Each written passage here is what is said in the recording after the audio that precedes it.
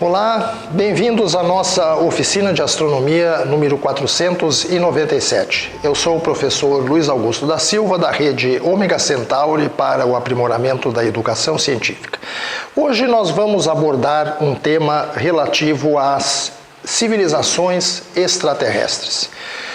Especificamente, quanto tempo demoraria para uma civilização extraterrestre avançada empreender um processo ou um procedimento de ocupação da nossa galáxia, a Via Láctea. Para ambientar a discussão, eu quero lembrar do paradoxo de Fermi, que pergunta simplesmente onde estão os extraterrestres. Como até o momento nós não temos evidência da presença de extraterrestres aqui na Terra, e eu me refiro a evidências convincentes, não quer dizer que amanhã ou depois não apareçam, mas até o momento essas evidências elas simplesmente não existem.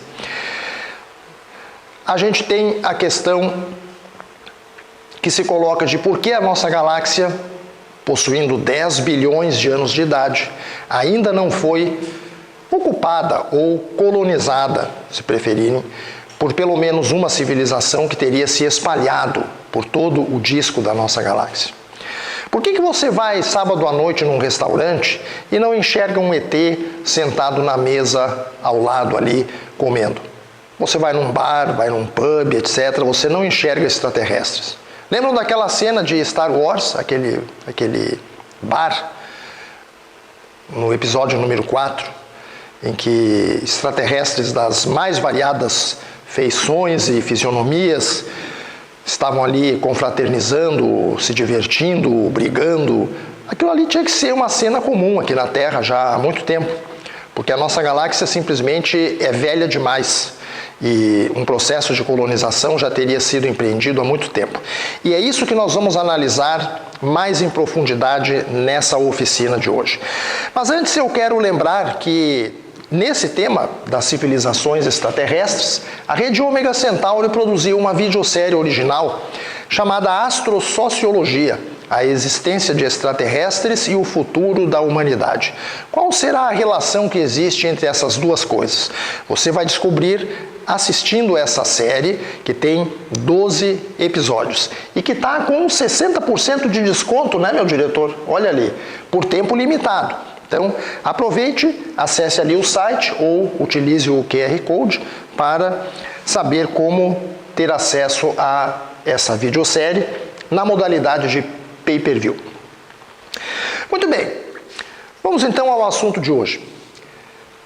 Primeiro ponto, meus amigos, a nossa galáxia, eu quero pedir desculpas pelos slides que estão em inglês, né? Mas é porque isso aqui é uma parte de um artigo que eu e o meu colega, o professor Roberto André dos Santos, escrevemos para a revista International Journal of Astrobiology, revista internacional de astrobiologia. Esse artigo já foi remetido para a revista, nós recebemos muitos elogios, inclusive, por parte do editor associado, o Dr. Rocco Mantinelli, e ele nos fez várias sugestões que agora estão sendo implementadas para produzir uma versão que, no entender dele, seria uma versão bem mais completa desse trabalho, tá? Então, por isso que está em inglês, eu simplesmente peguei lá mas não tem problema, eu não vou falar em inglês aqui, né? Então, a nossa galáxia, ela possui uma idade astrobiologicamente útil. O que significa isso? A nossa galáxia tem, seguramente, mais de 12 bilhões de anos de existência. Mas durante aqueles primeiros 2 bilhões de anos, não havia elementos químicos que os astrônomos chamam de metais, que são todos aqueles além do hidrogênio e hélio, lá na tabela periódica. E nós precisamos desses metais para fazer planetas e seres vivos. Então, por isso que a gente está limitando, né? A gente chama de idade astrobiologicamente útil. É somente a partir de 10 bilhões de anos para cá que o conteúdo de metais do meio interestelar da Via Láctea torna-se minimamente rico para permitir a formação de planetas e de seres vivos, tá? Então isso é o que significa idade astrobiologicamente útil da nossa galáxia. Bom, são 10 bilhões de anos ou 10 giga-anos e aparentemente a nossa galáxia ainda não foi ocupada, não foi colonizada. É aquilo que eu acabei de falar, você vai jantar sábado à noite numa pizzaria e não enxerga ETs por lá também, tá? Uma constatação muito simples, né? Mas que tem digamos assim, que leva realmente a gente a pensar nessa questão. Pode parecer brincadeira, né? Pode parecer piada, eu vou numa pizzaria, não vejo ETs. Não, mas o assunto é bem sério. Muito bem, então nós vamos considerar uma sociedade inteligente, autoconsciente tecnológica, que na sigla em inglês a gente chama de CITES, tá? Essa civilização tem que ser uma civilização adulta, ou seja, uma civilização avançada.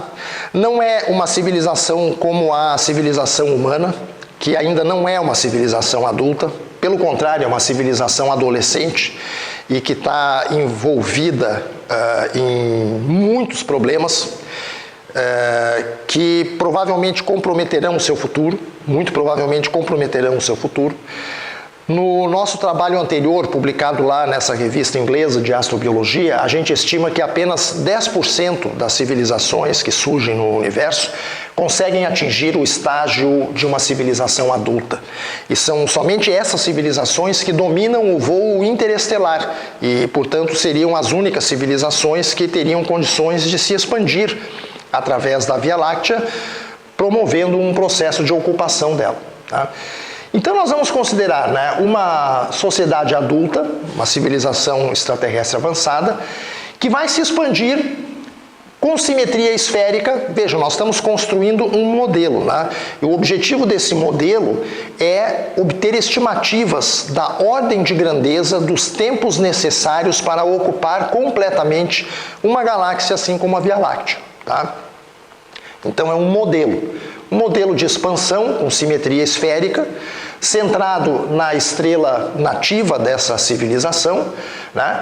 Então eu tenho ali uma onda de colonização, de propagação esfericamente simétrica, e nós vamos considerar que a velocidade de expansão dessa frente é da ordem de 1/10 da velocidade da luz. Portanto, não estamos requerendo que essa civilização se expanda a velocidades altíssimas, estamos pegando um valor bastante pequeno, uma velocidade não relativística. Bem, uma galáxia espiral, assim como a nossa Via Láctea, seria ocupada, nessa situação aqui desse modelo, em apenas 0,3 mega-anos, ou seja, 300 mil anos. Se eu considero uma velocidade de expansão um pouco mais lenta, não mais 1/10 da velocidade da luz, mas 1/100 da velocidade da luz, esse tempo aqui ele fica multiplicado por 10. Então eu teria 3 milhões de anos. Meus amigos, 0,3 mega-anos ou 3 mega-anos correspondem respectivamente a 10 na menos 5 e 10 na menos 4 da idade astrobiologicamente útil da nossa Via Láctea. Então, é uma fração de tempo muito curta. Muito curta.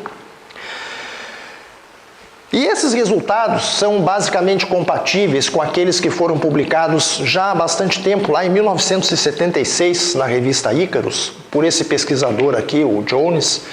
Ele considerou um modelo muito semelhante ao nosso, com velocidades de expansão que variam de 1/100 da velocidade da luz até 1/10 da velocidade da luz. E ele concluiu que o tempo necessário para ocupar completamente uma galáxia como a Via Láctea seria da ordem de 5 milhões de anos. Então nós estamos, batendo com os resultados dele também, tá? Bom, mas agora nós vamos aprofundar mais essa questão. Vejam bem o que nós vamos fazer. Nós vamos considerar N civilizações avançadas na Via Láctea. São essencialmente, civilizações adultas, tipo A, ou ainda talvez o que nós chamamos lá no nosso paper de civilizações do tipo S, civilizações sêniores, que não se sabe bem ao certo se existiriam. Mas, em princípio, civilizações avançadas que dominam a arte do voo interestelar, tá? Então vamos considerar N civilizações avançadas que coexistem no disco de uma galáxia espiral típica. A Via Láctea é uma galáxia espiral típica. E nós vamos modelar o disco dessa galáxia espiral, vamos fazer de conta que ele é um cilindro raso, um cilindro de pouca altura. Tá? O raio da base desse cilindro vai ser R e a altura, a espessura desse cilindro vai ser H. Tá? Além disso, a gente vai assumir velocidades de expansão isotrópicas, né? Ou seja, basicamente expansões esfericamente simétricas para cada uma dessas civilizações. E vamos fazer uma simplificação aqui, vamos supor que todas elas vão se expandir com a mesma velocidade de expansão, que eu vou chamar Vesp. Tá? Muito bem. Então, com essas pressuposições, a gente pode escrever o volume ocupado por uma civilização em função do tempo da seguinte forma. O volume vai ser uma função do tempo, né? 4π vezes a velocidade de expansão ao cubo, vezes tempo ao cubo, isso aqui é o raio, né, da esfera de colonização, dividido por 3, tá? É o volume de uma esfera. Tá? O volume total do disco galáctico é o volume de um cilindro, né? Área da base, πr2, vezes a altura h. Eu vou chamar de V'. Né? E eu vou introduzir aqui essa quantidade F maiúscula, que eu vou chamar de fração ocupada total do disco da galáxia. Quando eu considero a expansão de todas essas N civilizações avançadas. Tá? Então, a fração total, ela vai ser essa expressão aqui, né, que é o volume individual de cada civilização, multiplicado simplesmente por N. Né? Então, 4NV ao cubo T3 sobre 3R2H. Tá? Fração, né, porque aí eu estou comparando com o volume total do disco, o volume daquele cilindro que é πr2 sobre H. Então, eu estou dividindo, né, pelo volume do cilindro. Tá? Muito bem. Mas aí tem um fator que, aliás, o nosso colega, o professor Délcio Basso, já colocou em uma outra oportunidade, que é o fato de que nem todas as civilizações podem eventualmente estar interessadas em um processo de expansão, em um processo de colonização. Né? Então, nós vamos introduzir, justamente para levar em conta esse fator, que é um fator importante, nós vamos introduzir mais uma quantidade, que vamos representar pela letra grega φ, que vem a ser a fração das sociedades avançadas que efetivamente está interessada em se expandir na galáxia. Tá? E essa fração é um número puro que, em princípio, varia de 0 a 1. Né? 0 seria nenhuma civilização interessada em se expandir, e 1 seria todas as civilizações interessadas em se expandir. Se eu tiver φ igual a 0,5, por exemplo, então eu diria que apenas 50% das civilizações estariam interessadas em se expandir, e a outra metade não. Tá? É um número que não tem unidade, né? É adimensional.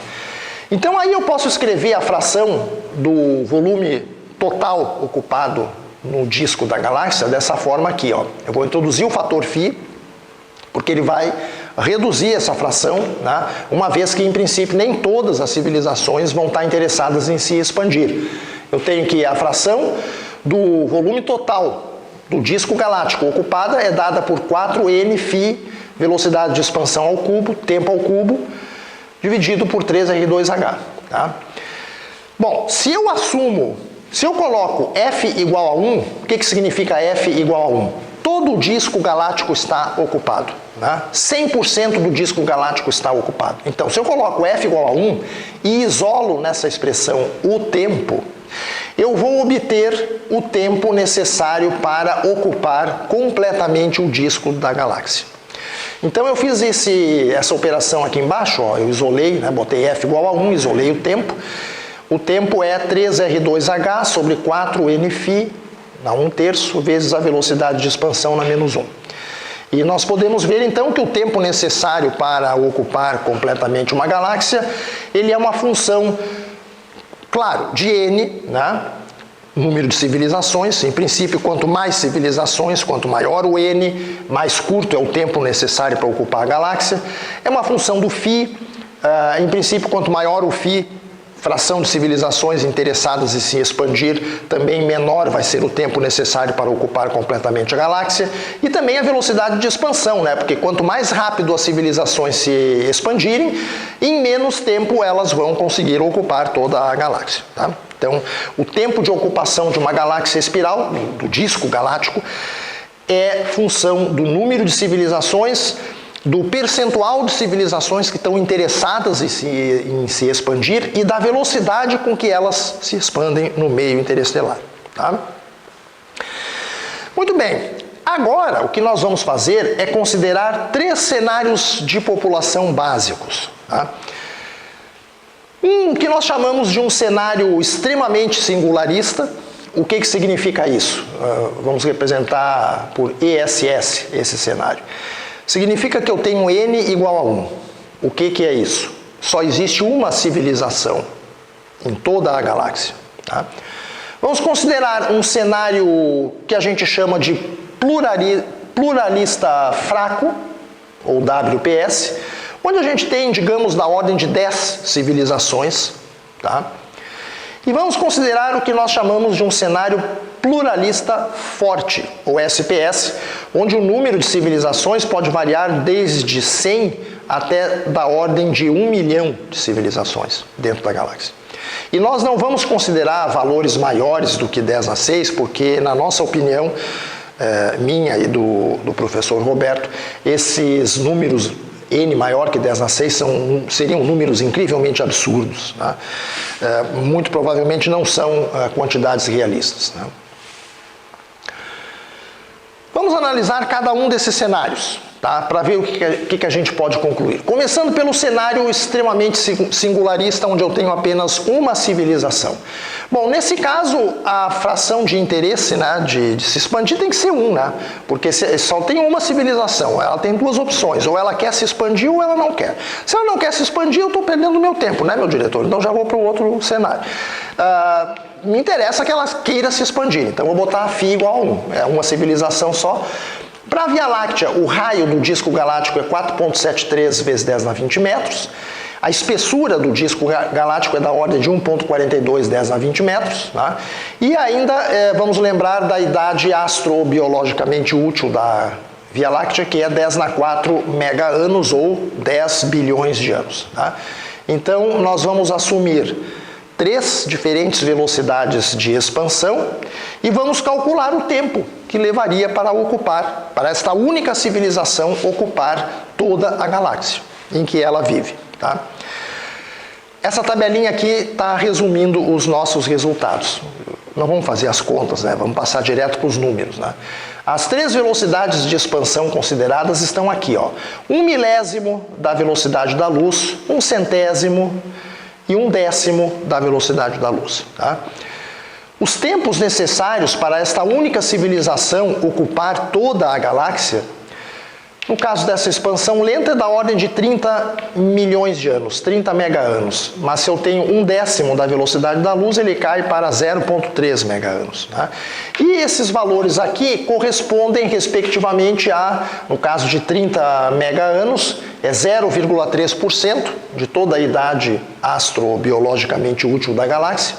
No caso aqui de 0,3 mega-anos, corresponde a 0,003%. Então vejam que são frações muito pequenas da idade astrobiologicamente útil total da Via Láctea. Isso quer dizer que se uma civilização tivesse interesse realmente em se expandir, ela poderia fazer isso, ela poderia ocupar completamente a sua galáxia hospedeira em um tempo que é seguramente muito menor que 1% da idade total astrobiologicamente útil dessa galáxia. Então é um processo que, se fosse empreendido, seria um processo muito rápido. Tá? E eu diria que isso é surpreendente, né? Mas é o que os números estão sugerindo. Tá? A gente pode pensar, poxa, mas a galáxia é muito grande. Né? Pois é, mas Faça as contas e você conclui que realmente você poderia ocupar a galáxia toda com apenas 1% do tempo da idade astrobiologicamente útil. Agora vamos para o merchandising, né, meu editor? Você já pensou em contratar o planetário móvel da rede Ômega Centauri para a sua feira de ciências ou para a sua escola? Não? Pois olha, nós temos uma equipe qualificada de professores, astrônomo responsável, supervisão pedagógica, preços acessíveis e sessões interativas. Saiba mais aqui nesse e-mail kcproduções1992@gmail.com e você vai se surpreender.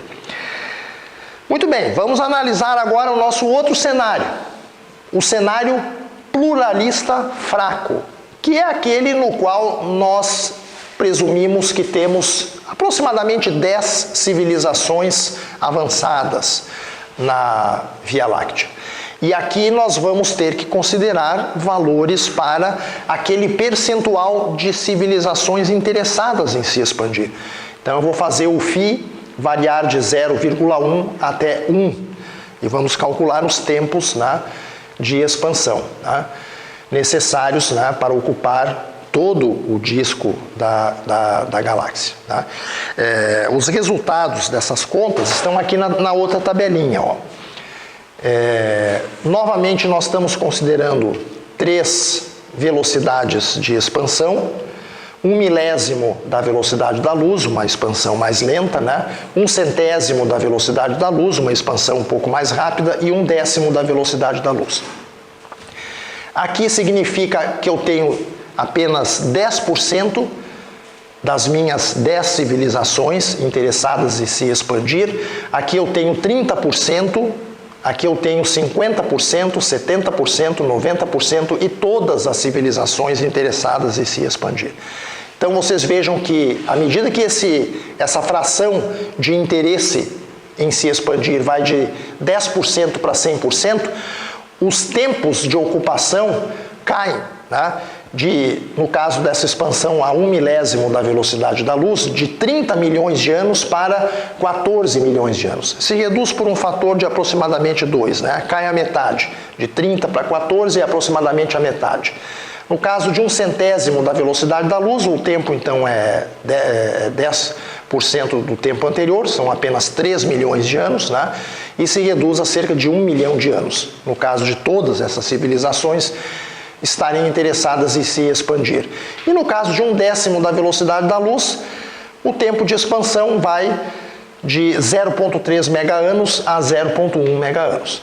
Os percentuais da idade astrobiologicamente útil da galáxia, ó, são todos eles muito pequenos, da ordem de 0,1% ou menos ainda. Tá?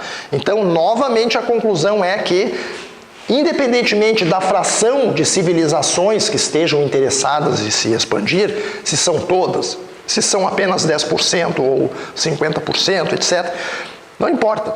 A colonização, a ocupação de uma galáxia como a Via Láctea se daria muito rapidamente. Tá?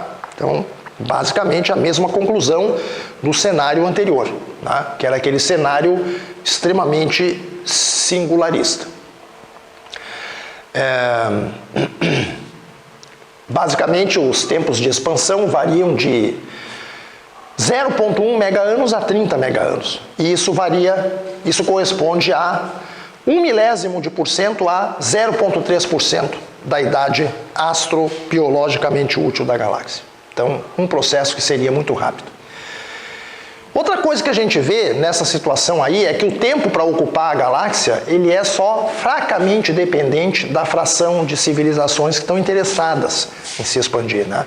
Porque se eu vou de 10%, digamos, a 100% das civilizações interessadas em expandir, eu basicamente corto pela metade o tempo de expansão. Então, não produz muita diferença, não tem muita influência, né?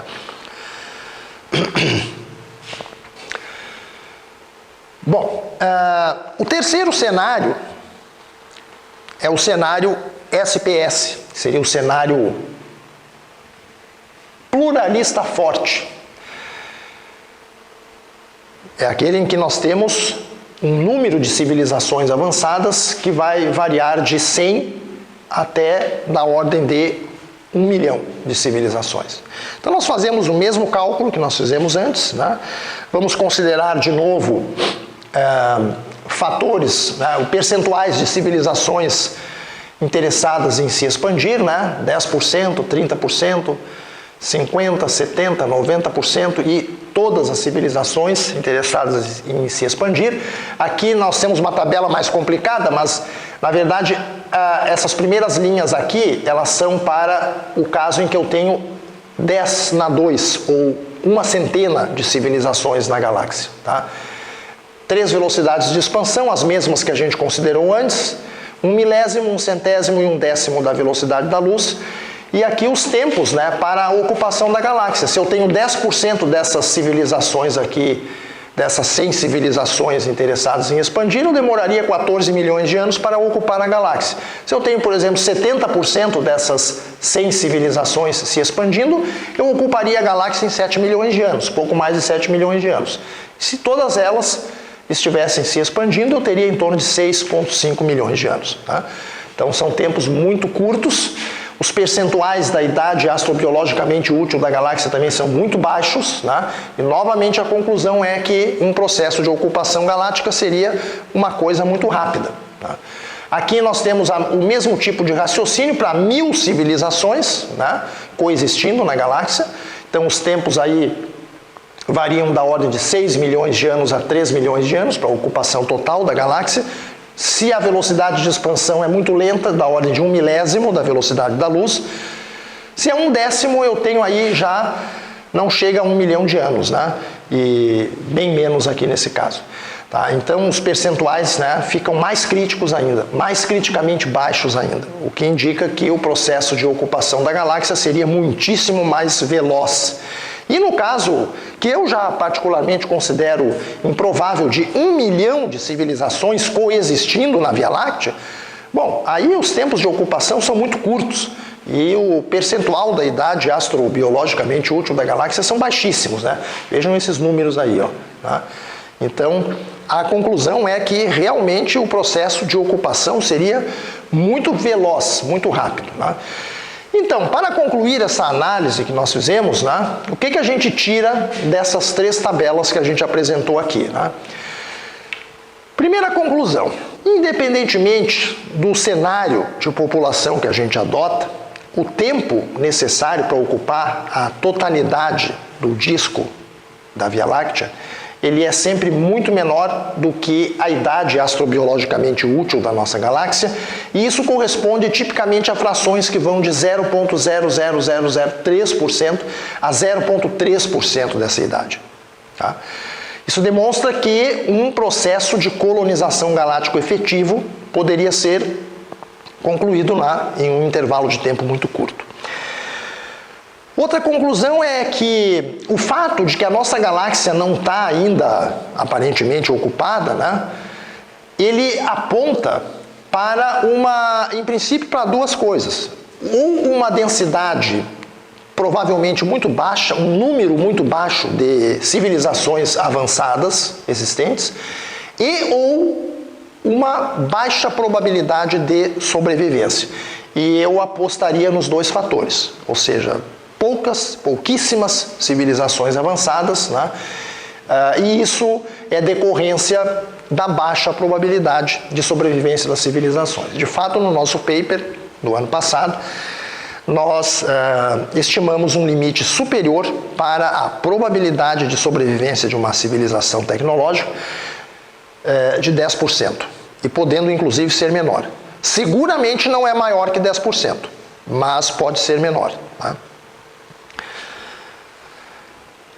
Outra conclusão, para um número de civilizações coexistentes numa galáxia entre 10 e 1 milhão, civilizações avançadas, né, evidentemente, a fração delas que está interessada realmente em se expandir, ela encurta. À medida que o φ, essa fração aumenta, né, ela encurta o tempo de ocupação dessa galáxia. Claro, quanto mais civilizações interessadas em se expandir, mais rapidamente a galáxia vai estar ocupada, né? Mas ela encurta por um fator de apenas 2, quando eu vou de 10% para 100% dessas civilizações interessadas, né? Então, eu posso dizer que essa fração de civilizações realmente interessadas em se expandir, ela não é um fator muito relevante no processo de ocupação, né? Não é. Não chega a ser. Se eu considero valores mais altos para a quantidade de civilizações, né, por exemplo, entre 1000 e 1 milhão de civilizações coexistindo na Via Láctea, essa fração de civilizações realmente interessadas em se expandir, aí ela se torna completamente irrelevante. Com menos civilizações ela já não é tão importante, mas com esse número alto aí de civilizações ela é completamente irrelevante, porque como eu tenho muitas civilizações, com certeza sempre haverá muitas interessadas em se expandir, né? Bom, outra conclusão. Uma vez que a gente viu que os tempos para ocupar completamente o disco de uma galáxia são sempre tempos curtos, né? Parece razoável a gente assumir que a forma de pensar das civilizações, porque isso é outro fator, né, que a gente não considerou no nosso modelo. Você tem, digamos, um número N de civilizações. Você tem uma certa fração delas interessadas em se expandir. Mas lembre-se, a maneira de pensar de uma civilização também muda com o passar do tempo. Então pode ser que uma civilização interessada em se expandir hoje, daqui a 1 milhão de anos, não tenha mais interesse. Ou vice-versa. Mas como os tempos necessários para a ocupação total do disco galáctico são sempre tempos curtos, essa mudança da maneira de pensar das civilizações acaba também sendo um fator que não tem grande relevância, tá? E, é claro, à medida que a quantidade de civilizações aumenta, a tendência é que este fator, mudança da forma de pensar, também se torne completamente irrelevante. Muito bem, então, de toda essa nossa exposição, a conclusão é que, uma vez que eu tenho uma civilização avançada aparecendo em uma dada galáxia, ela poderia se espalhar muito rapidamente através de toda essa galáxia. E, como nós já afirmamos anteriormente, se a probabilidade de sobrevivência dessas civilizações tecnológicas é da ordem de 10%, então eu esperaria uma galáxia espiral em 10, ocupada por uma civilização avançada, né? Se a probabilidade de sobrevivência é menor, digamos 1% apenas, eu teria uma galáxia em aproximadamente 100, ocupada por uma civilização avançada. E a conclusão imediata disso aí é que galáxias efetivamente ocupadas ou colonizadas, se quiserem assim, elas devem ser raras. E a frequência delas deve ser uma galáxia ocupada a cada 10 a 100 galáxias espirais no universo, e pode inclusive ser menos do que isso, tá?